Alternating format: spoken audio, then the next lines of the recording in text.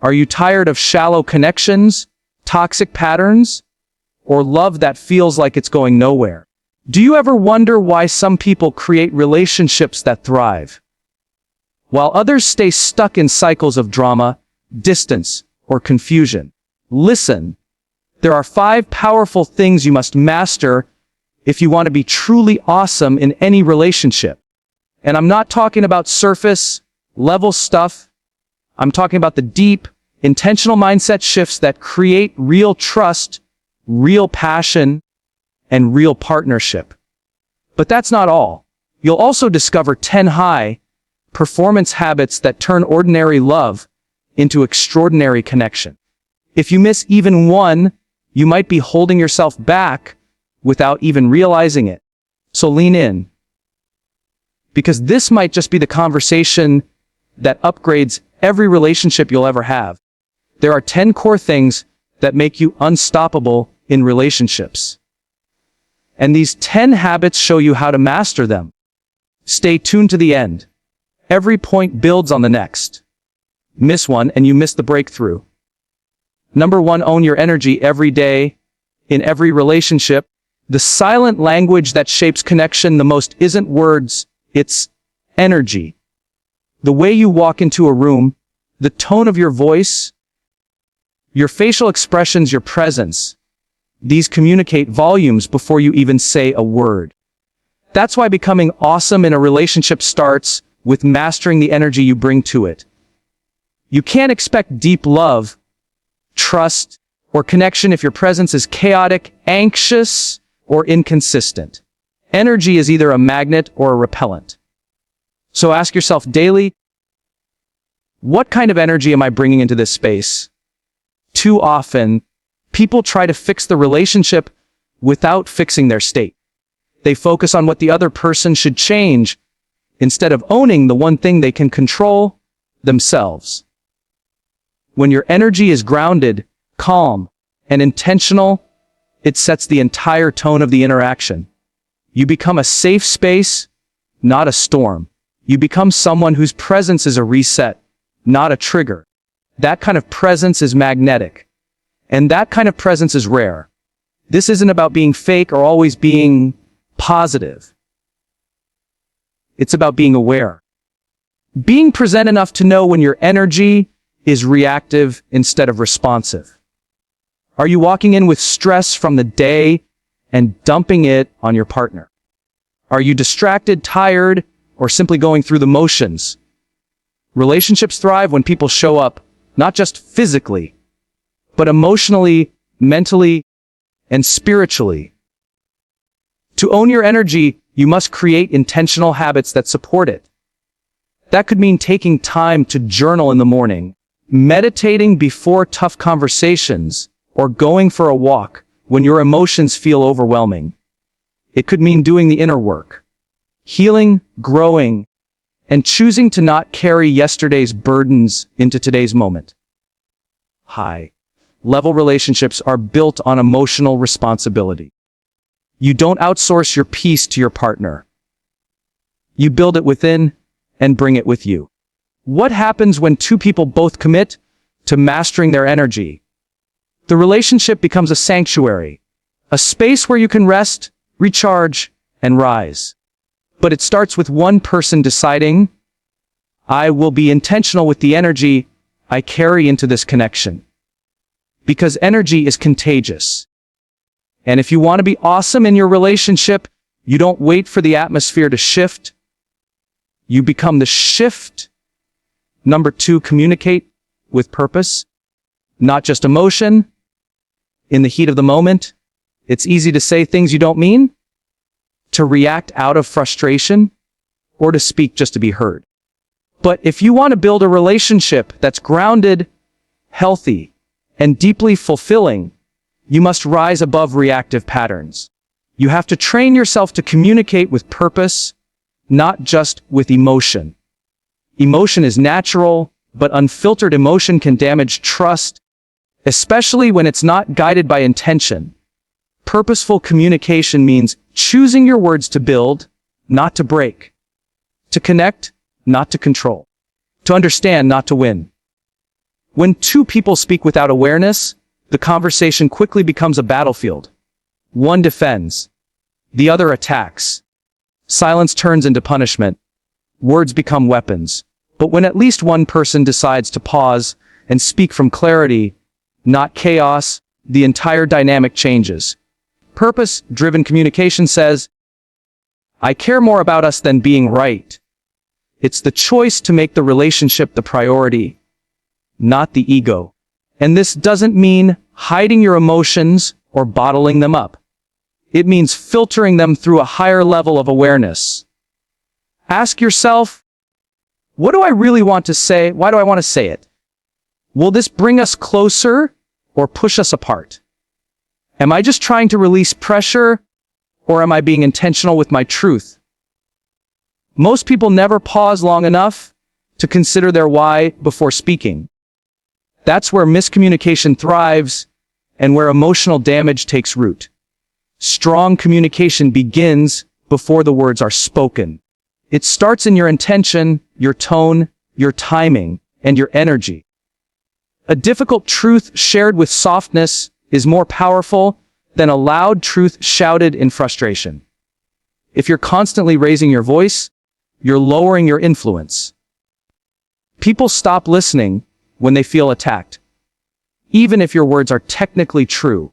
But people lean in when they feel seen, respected, and safe, even during hard conversations. One of the most powerful shifts you can make is going from expressing to release to expressing to resolve. That means speaking not just to feel better, but to make things better.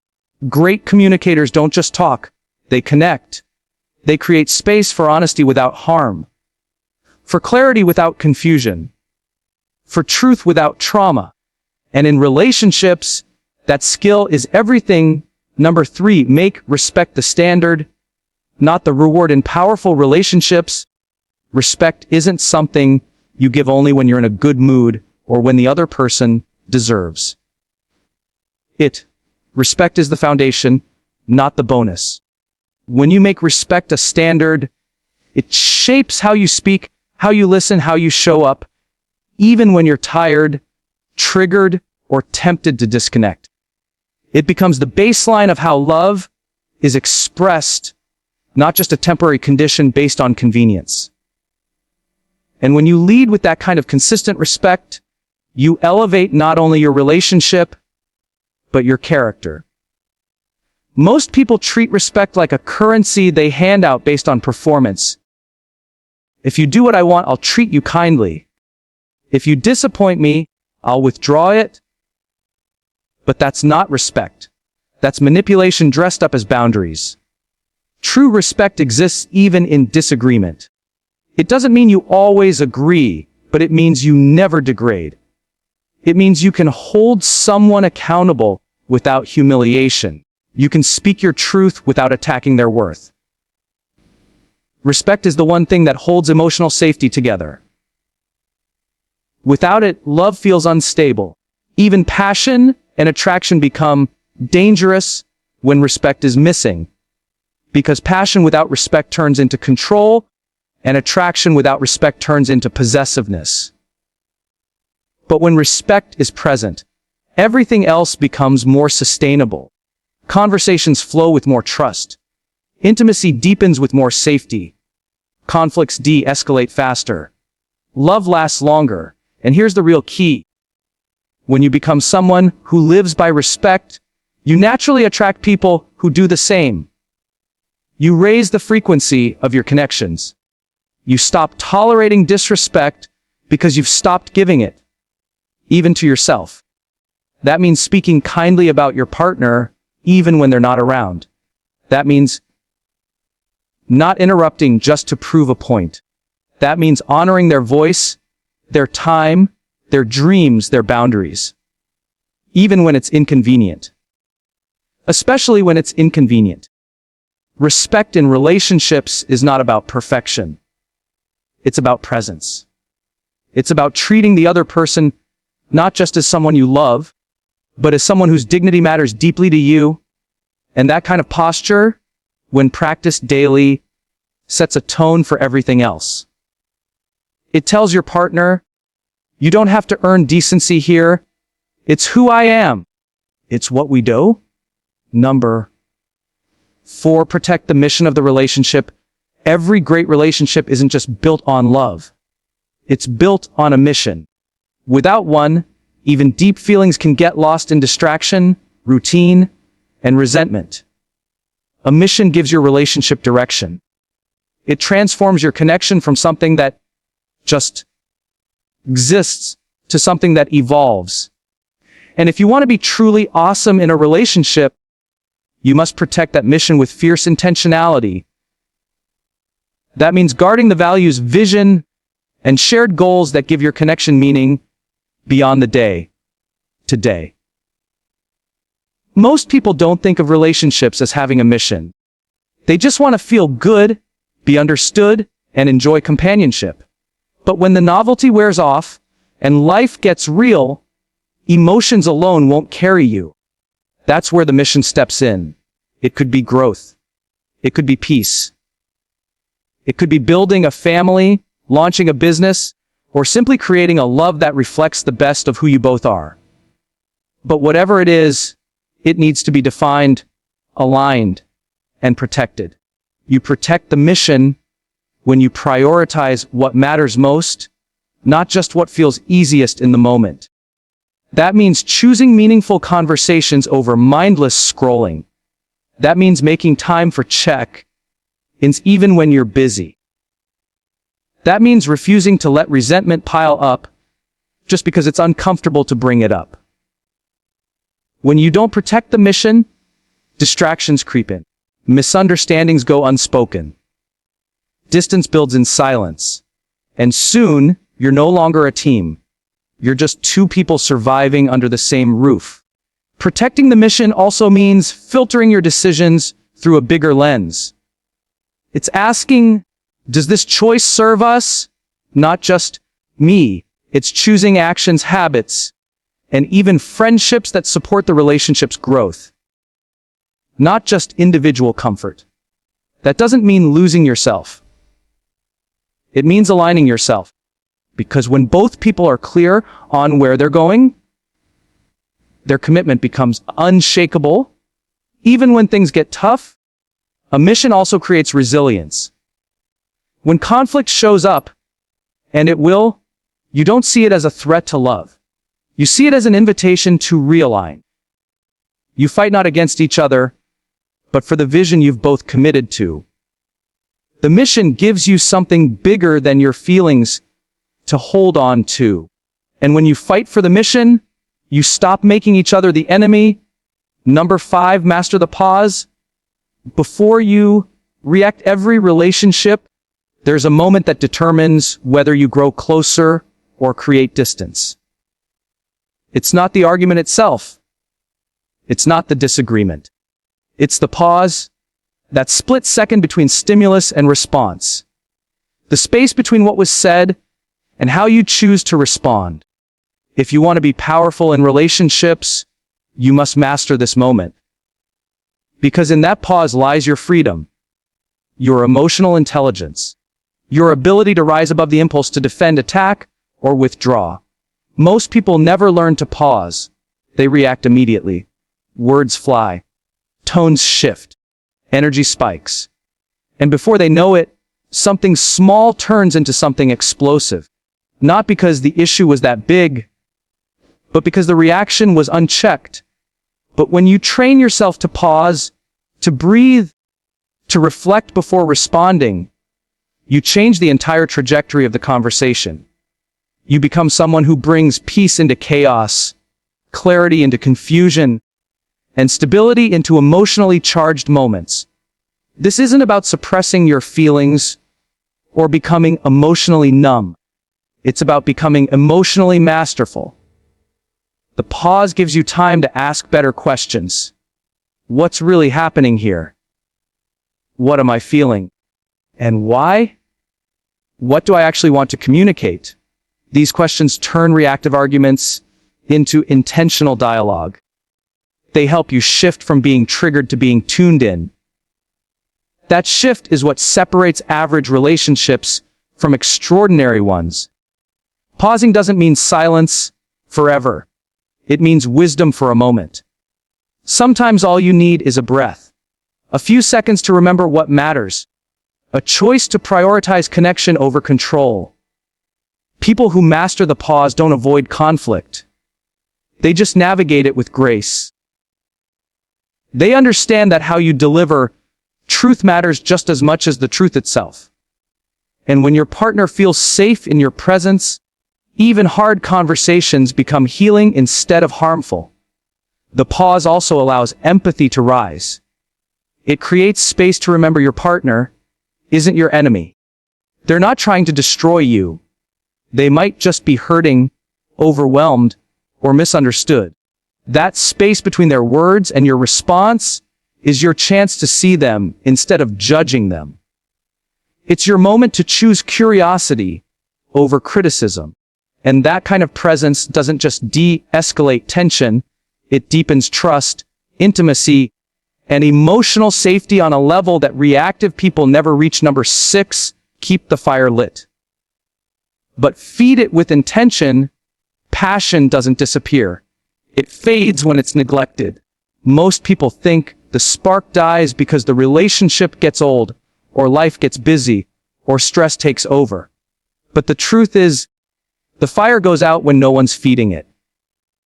If you want to be awesome in a relationship, you can't leave intimacy and excitement to chance. You have to choose it. You have to show up for it. You have to feed it with presence, playfulness, and purpose every single day. In the beginning, everything feels easy. You flirt. You laugh. You look at each other like you're discovering the universe in someone's eyes. But over time, routine creeps in. Conversations become logistical. Touch becomes passive. Surprises disappear. And slowly passion gets replaced with comfort. Comfort is beautiful. But without effort, comfort becomes complacency. And complacency is where connection begins to erode.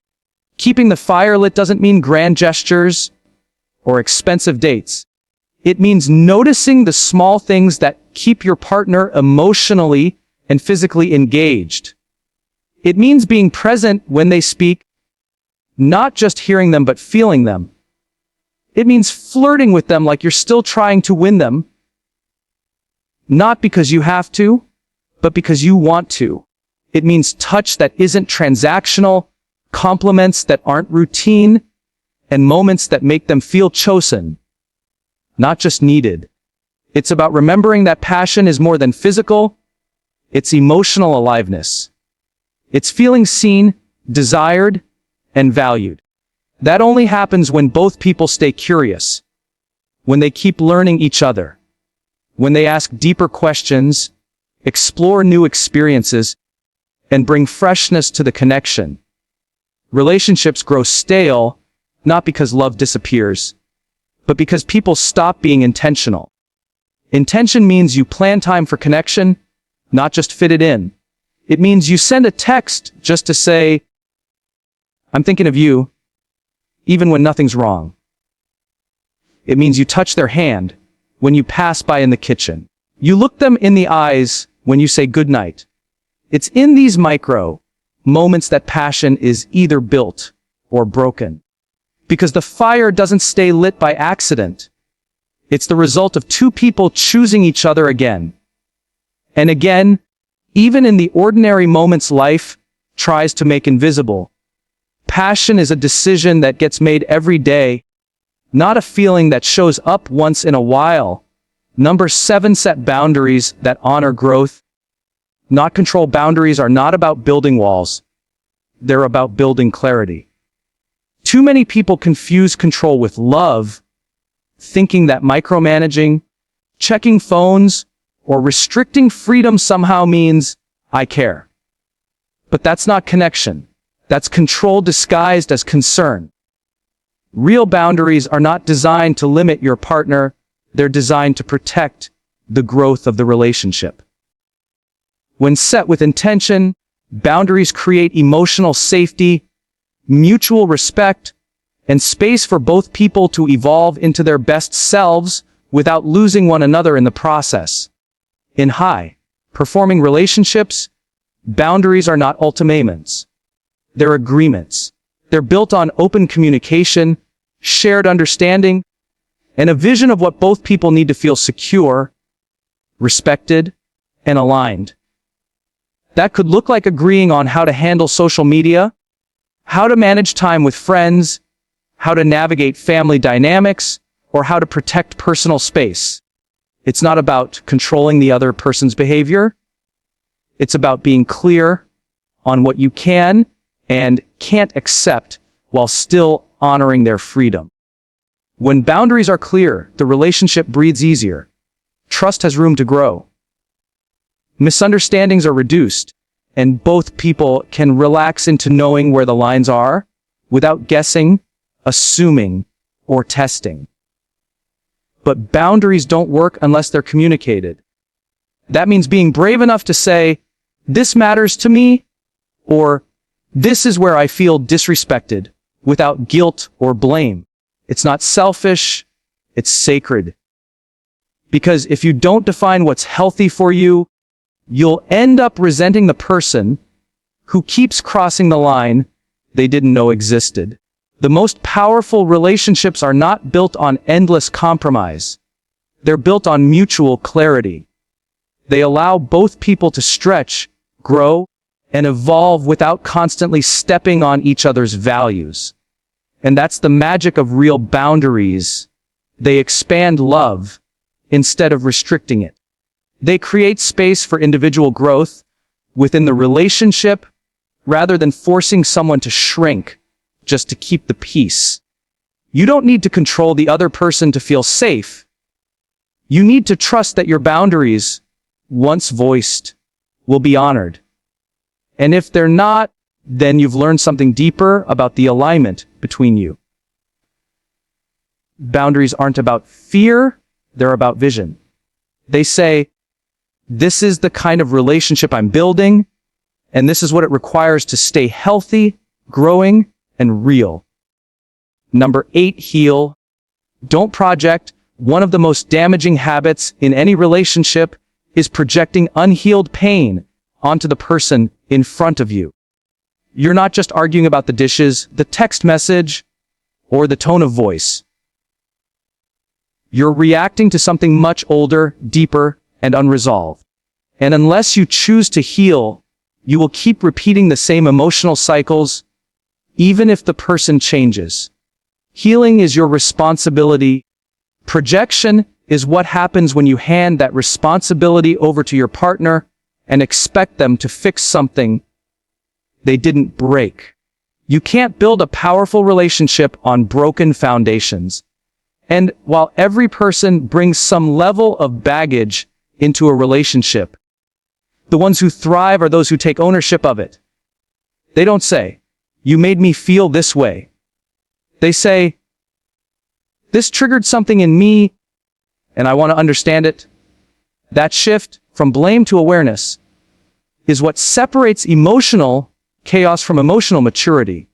When you don't heal, your partner becomes the target of your past. You might punish them for someone else's betrayal. You might shut down because of an old wound that has nothing to do with them. You might assume bad intentions, even when none exist, because your nervous system is wired for survival, not connection. But healing rewires all of that. It teaches you to pause, observe, and ask, "Is this mine, or am I making it theirs?" Healing doesn't happen all at once. It's a daily commitment to look inward instead of lashing outward. It's journaling, therapy, reflection, prayer, meditation. Whatever helps you meet your patterns with compassion instead of shame. The more you know yourself, the less your partner has to carry the weight of your wounds. That's how love becomes lighter, not heavier. And when both people are healing, not projecting, the relationship becomes a space for transformation, not trauma recycling. A healed heart doesn't mean you'll never get triggered. It means You'll know how to respond instead of react. It means you'll recognize your patterns without defending them. It means you'll create space in the relationship for growth instead of guilt. And it allows you to finally see your partner for who they are, not through the lens of who hurt you. That's the only way to build something real. When love is meeting you in the present, not drowning in your past. Number 9, celebrate progress. Not perfection. Perfection is a moving target. It always shifts just out of reach. And when you hold your relationship to that impossible standard, you rob yourself of the joy, growth, and love that's unfolding right in front of you. The truth is, no one gets it right all the time. People stumble. Emotions get messy. Life throws curveballs. But progress is real.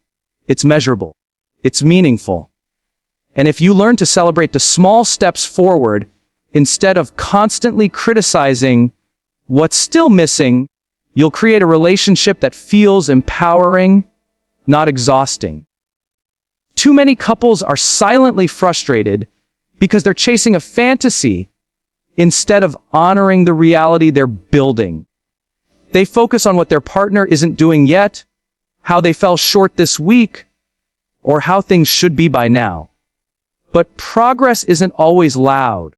Sometimes it looks like staying calm during a conversation that used to end in shouting. Sometimes it's being more present, even if just for 10 minutes. Sometimes it's apologizing faster, forgiving deeper, or showing up even when you're tired. These moments matter. They compound. They build the relationship brick by brick. When you affirm progress, you reinforce momentum. You let your partner know, I see your effort. I value your growth. That kind of encouragement does more for connection than any complaint ever could. People rise when they feel appreciated. They try harder when their growth is noticed, not when their flaws are constantly highlighted. And the same goes for you. When you acknowledge how you've grown, how you're communicating better, listening more, or setting healthier boundaries, you start to show up with more confidence and less self-judgment. Perfection will always be a trap that keeps you disappointed. But progress keeps you engaged, hopeful, and motivated. It turns the relationship into a journey and not a competition. It allows space for mistakes as long as there's movement. And in that space, both people feel free to evolve without fear of constant failure. Because nothing kills love faster than feeling like nothing you do is ever enough. When you celebrate progress, you create a culture of gratitude instead of criticism. You start to notice the little wins, the attempts, the improvements, the resilience, and that mindset turns ordinary days into meaningful milestones. It reminds you that love isn't about getting everything right. It's about growing in the right direction. Together, number 10, keep becoming. Together, stagnation is the silent killer of relationships. Not the arguments, not the setbacks, not the stress. It's when two people stop becoming. When they settle into routines so tightly that growth is no longer required. When they stop asking questions, dreaming together, or stretching beyond who they were last year. If you want to be truly awesome in a relationship, you have to keep becoming, not just as individuals, but together. Because love that stays alive is love that keeps evolving. In the beginning, becoming is easy. Everything is new. You're learning each other, discovering habits, stories, and dreams. But over time, that curiosity fades. Not because it isn't there, but because comfort starts to replace exploration. Days blur into weeks. Conversations get shallow. Priorities shift from passion to productivity. And slowly the connection flattens into something predictable, even if it's still functional. But becoming is not about chasing constant excitement. It's about remaining intentional. It means committing to your own growth so that you never ask your partner to carry a version of you that no longer fits. It means staying curious about them, who they're becoming, what's changing inside them, what lights them up now that didn't before. People are not static. And when you treat your partner like a finished product, you stop truly seeing them. Growing together looks like reading books and discussing them. It looks like trying something new, traveling, creating, even just having deeper conversations about where you're headed. It looks like asking, what are we building next? What's wrong with us? It's the difference between coasting through the relationship and creating a life that challenges, excites, and inspires you both. The most magnetic relationships are not the ones where everything stays the same. They're the ones where both people are actively evolving and still choosing each other through every version. That choice becomes more powerful over time, not less. Because you're not just in love with who they were, you're in love with who they're becoming. And that love requires attention, presence, and a shared commitment to never stop growing. When you keep becoming together, the relationship stays alive, not because it avoids change, but because it embraces it. You stop fearing what's next, and you start building it side by side. Growth becomes the bond, not the threat. Curiosity becomes the fuel, not the fear. And the connection deepens through every stage of becoming, again and again,